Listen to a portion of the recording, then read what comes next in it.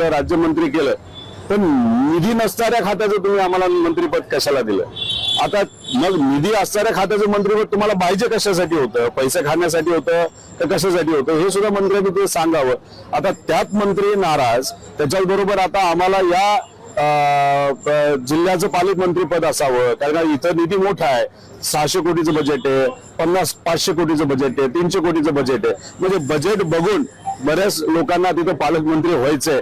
म्हणजे काय गडबड चालली हे माहित नाही. म्हणजे तुम्हाला महाराष्ट्रातल्या जनतेने, ठीक आहे त्याच्यामध्ये ईव्हीएम वगैरे हे विषय आहेत, पण महाराष्ट्राच्या जनतेने तुम्हाला 222 पेक्षा जास्त आमदार निवडून दिले आणि त्याच्यात आज खऱ्या अर्थाने राज्याला सुरळीत दिशेने आणि सकारात्मक दिशेने घेऊन जाण्याऐवजी तुम्ही आज भांडत बसलेला आहात.